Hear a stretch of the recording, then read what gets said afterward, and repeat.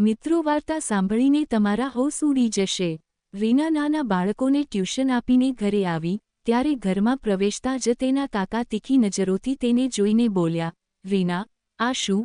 મોહલ્લામાં ફરીને અમારા ઘરની ઇજ્જતને ઓછી કરવામાં લાગી છે। લોકો શું વિચારશે કે તારી માં આ દુનિયામાં નથી તો કોઈ તારું ધ્યાન નથી રાખતું કે તું આખો દિવસ મોહલ્લામાં ફરતી રહે છે? રીના ધીમેથી બોલી, કાકા, મને નાના બાળકોને ભણાવવાનો શોખ છે અને ભણતર પૂરું થયા પછી મેં ફોર્મ પણ ભર્યું છે। એક વખત મારી સરકારી નોકરી લાગી જાય પછી તો હું પૂરા હકથી બાળકોને ભણાવીશ। ત્યારે કાકા ગુસ્સામાં બોલ્યા, આવા દે તારા પિતાજીને, હું તેમને કહીશ કે તું કેવી રીતે મારી સામે જીભ ચલાવી રહી છે। લોકો સાચું કહે છે કે જે છોકરીઓની માં નથી હોતી તે બગડી જાય છે। આ સાંભળીને રીનાની આંખોમાં આંસુ આવી ગયા અને તે રડતી રડતી પોતાના રૂમમાં જતી રહી। જ્યારે તે 11 વર્ષની હતી ત્યારે તેની માનું અવસાન થઈ ગયું હતું। તેના પિતાજીએ ખૂબ જ પ્રેમથી તેને ઉછેરીને મોટી કરી હતી। તેઓ તેના દરેક સપનાને પૂરા કરવા માંગતા હતા। રીના શિક્ષિકા બનવા માંગતી હતી તો તેના પિતાએ કોલેજના અભ્યાસ પછી તેને બીએડમાં પ્રવેશ અપાવ્યો હતો। અભ્યાસ પૂરો થયા પછી તેણે ફોર્મ પણ ભર્યું હતું, પરંતુ હજુ સુધી કંઈ જાણ નહોતી થઈ। આ વચ્ચે ખાલી સમયમાં તે ગામમાં જ નાના બાળકોને ટ્યુશન ભણાવવા લાગી હતી। તેના પિતાને તેના પર ખૂબ જ ગર્વ થતો હતો, કારણ કે ઘરમાં ખાવાનું વગેરે પણ તે જ બનાવતી હતી। તેના કાકાનો પરિવાર પણ સાથે જ રહેતો હતો, પરંતુ તેના કાકી બીમારીનું બહાનું કાઢીને બધું કામ રીના પાસે જ કરાવી લેતા હતા। રીનાના પિતા મોહનજી પણ જોતા હતા કે રીના સાથે ક્યારેક ક્યારેક ખરાબ વર્તન થાય છે, પરંતુ તેઓ કંઈ બોલતા નહોતા કારણ કે તેમની પીઠ પાછળ કમસે કમ રીના કુટુંબ સાથે સુરક્ષિત તો રહેતી હતી। આ વાર્તા રીનાના જીવનની એક નાની ઘટના સાથે શરૂ થાય છે, પરંતુ તેનું જીવન તો ઘણું જ વધુ મુશ્કેલ અને કષ્ટભર્યું હતું। રીનાના બાળપણમાં જ તેની માં ગુજરી ગઈ હતી અને તેના પિતાએ તેને એકલા હાથે મોટી કરી હતી। મોહનજી ગામના એક નાના વેપારી હતા, જેઓ દિવસ રાત મહેનત કરીને પરિવારને ચલાવતા હતા। તેઓ રીનાને ભણાવવા માટે ખૂબ જ પ્રયત્ન કરતા હતા, કારણ કે તેઓ જાણતા હતા કે શિક્ષણ જ સ્ત્રીને આત્મનિર્ભર બનાવી શકે છે। રીના પણ ખૂબ જ હોશિયાર અને મહેનતુ હતી। તે શાળામાં હંમેશા પ્રથમ આવતી અને તેના શિક્ષકો તેના વખાણ કરતા, પરંતુ ઘરમાં કાકા અને કાકીનું વર્તન તેના માટે હંમેશા કડવું રહેતું। કાકી અવારનવાર તેને ટોણા મારતી કે માં વગરની છોકરીઓ તો બગડી જ જાય છે, તું પણ ક્યારેક તારા કાકાની વાત માન। સાંજે જ્યારે મોહનજી ઘરે આવ્યા તો તેમના ભાઈ દિવાકરજીએ તેમને પોતાની પાસે બોલાવ્યા અને ઠપકો આપતા કહેવા લાગ્યા, તારી પુત્રીને કહે કે આમ મોહલ્લામાં ફરીને ટ્યુશન ના આપે, આખરે આપણા ઘરમાં કઈ વસ્તુની કમી છે? ત્યારે મોહનજી ધીમેથી બોલ્યા, ભાઈ, બાળકોને ભણાવવું તેનો શોખ છે, તે પોતાના સપના પૂરા કરી રહી છે તો તેને કરવા દો ને। બધાને ખબર છે કે આપણા ઘરમાં કોઈ વસ્તુની કમી નથી, અને ગામના લોકો તો મારી પુત્રીના વખાણ કરે છે કે તે કેટલી હોશિયાર છે, જે પોતે સારું ભણીને હવે બાળકોને પણ શિક્ષિત કરી રહી છે। એ તો ખૂબ જ સારું કામ કરી રહી છે, તેમાં શરમની કઈ વાત છે? આ સાંભળીને દિવાકરજી ભડકી ઉઠ્યા, પરંતુ રીનાને ખૂબ જ ખુશી થઈ કે આવા સમયે પિતા તેનો સાથ આપી રહ્યા છે। પરંતુ આ ખુશી વધુ દિવસો સુધી ન ટકી શકી, કારણ કે એક દિવસ તેના પિતાજી કામ પર ગયા તો કંપનીમાં જ તેમને હાર્ટ એટેક આવ્યો અને તેમનું અવસાન થઈ ગયું। રીના પર તો દુઃખનો પહાડ તૂટી પડ્યો। આવા સમયે તેને પોતાનો કંઈ જ હોશ ના રહ્યો। તેના પિતાના અંતિમ સંસ્કાર દરમિયાન તે રડી રડીને બેહોશ થઈ ગઈ હતી। ગામના લોકોને તેના પર દયા આવતી હતી, પરંતુ કાકા અને કાકીને તો જાણે તેના માટે કોઈ દુઃખ જ ના હોય તેમ વર્તન કરતા હતા। 3 મહિના જ થયા હતા કે કાકીએ ઘરમાં હંગામો મચાવી દીધો કે જલ્દીથી રીનાના લગ્ન કરીને તેની વિદાય કરો। કાકાએ પણ તરત જ રઘુ સાથે તેનો સંબંધ નક્કી કરી દીધો। રઘુ ઉંમરમાં પણ તેનાથી ઘણો મોટો હતો। તે એક નાનો વેપારી હતો જે દારૂની આદતને કારણે ગામમાં ખરાબ પ્રતિષ્ઠા ધરાવતો હતો, પરંતુ રીના કોઈ વિરોધ ના કરી શકી। એમ પણ તે પિતાના ગયા પછી એકદમ ભાંગી પડી હતી અને તેની વિચારવાની અને સમજવાની શક્તિ જાણે સમાપ્ત થઈ ગઈ હતી। લગ્ન પછી સાસરીમાં આવી તો સીધીસાદી રીનાને ખૂબ જ કડક સાસુ મળ્યા। તેના સાસુ લલિતાજી સવારથી તેને ઘરના કામમાં લગાડી દેતા અને આંગણમાં ખાટલા પર બેસીને તેને વિવિધ પ્રકારના શબ્દો વાપરતા રહેતા। રીના ચૂપચાપ સાસુએ કહેલું દરેક કામ કરતી, તેનો પતિ પણ દારૂના નશામાં ઘરે આવતો અને તેના પર હાથ ઉઠાવવામાં ક્યારેય પાછો ના પડતો. રીનાને લાગતું હતું જાણે તે નર્કભરી જિંદગી જીવી રહી છે. આ દરમિયાન તેના ગર્ભમાં હલચલ થઈ તો લાગ્યું જાણે હવે તેના જીવનમાં ખુશીની થોડી પળો આવશે. પરંતુ આવા સમયે પણ સાસુ અને પતિના અત્યાચાર જરાય ઓછા ના થયા. તેની ગર્ભાવસ્થા દરમિયાન તેને વધુ કામ કરાવવામાં આવતું અને તેની તબિયતની કોઈ કાળજી લેવામાં ના આવતી. 7મા મહિને જ રીનાએ એક પુત્રીને જન્મ આપ્યો. પુત્રીના જન્મ પછી તો સાસુ અને પતિ બંનેના ચહેરા ઉતરી ગયા કારણ કે તેમને પુત્ર જોઈતો હતો. હવે આમાં રીનાની તો કોઈ ભૂલ નહોતી, પરંતુ તેમ છતાં પણ તેના પતિ અને સાસુ મળીને તેને ખૂબ જ કોસવા લાગ્યા. આવા સમયે તેના સાસુ તેનું જરા પણ ધ્યાન નહોતા રાખતા. તેની બાળકી પણ કમજોર હતી, તો રીનાને તેની પણ ચિંતા લાગેલી રહેતી હતી. એક રાત્રે રઘુ દારૂના નશામાં ઘરે આવ્યો. રીના રૂમમાં સૂતી હતી. આખો દિવસ પુત્રીને સંભાળીને અને ઘરના કામ કરીને તેનું શરીર દુખાવાથી તૂટી રહ્યું હતું. રઘુ જઈને તેની સાથે જબરજસ્તી કરવા લાગ્યો, તો રીનાના મોઢામાંથી દુખાવાભરી ચીસ નીકળી.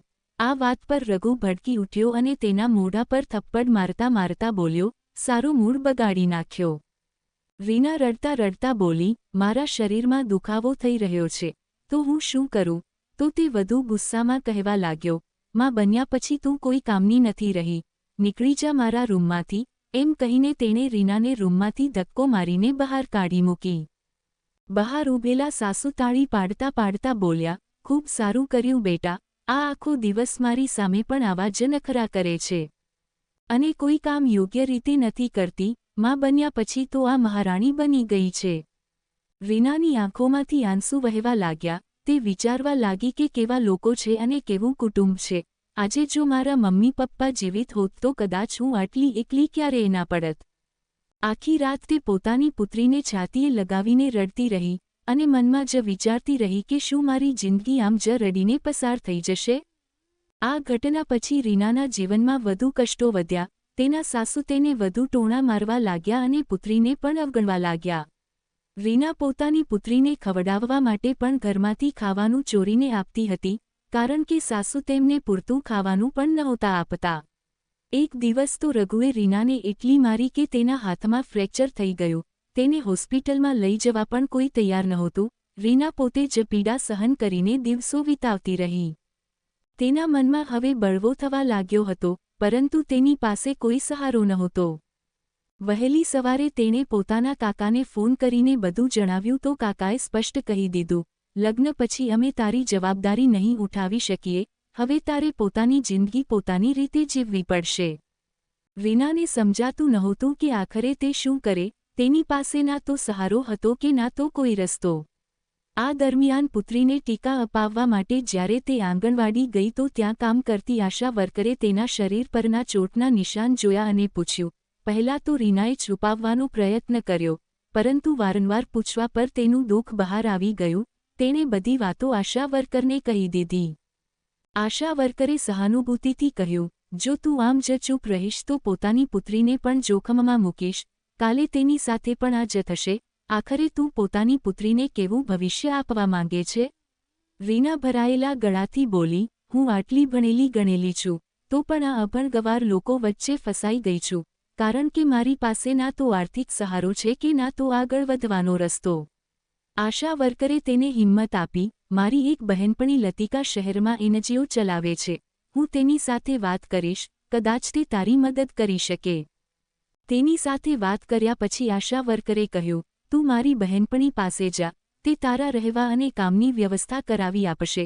શરૂઆત માટે આ 10,000 રૂપિયા રાખ. રીના તેની નિસ્વાર્થ મદદ જોઈને તેના ગળે લાગીને રડી પડી.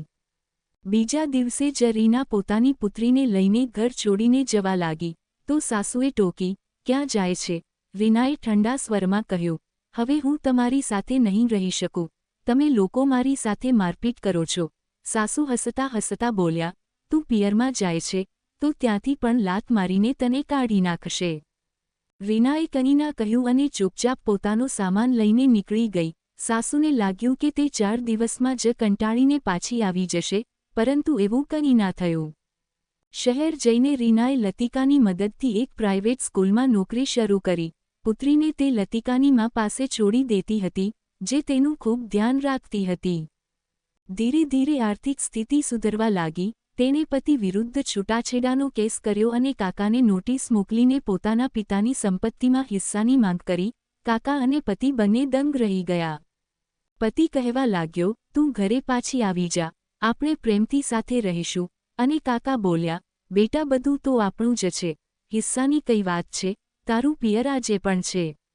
પરંતુ હવે રીના કોઈની મીઠી વાતોમાં આવી નહીં. તેણે પોતાના હિસ્સાની સંપત્તિ લીધી, પતિ પાસેથી છૂટાછેડા પણ લીધા અને ગુજારા ભત્તાની રકમ પણ મેળવી. સાથે જ પતિ અને સાસુને જેલની સજા પણ થઈ.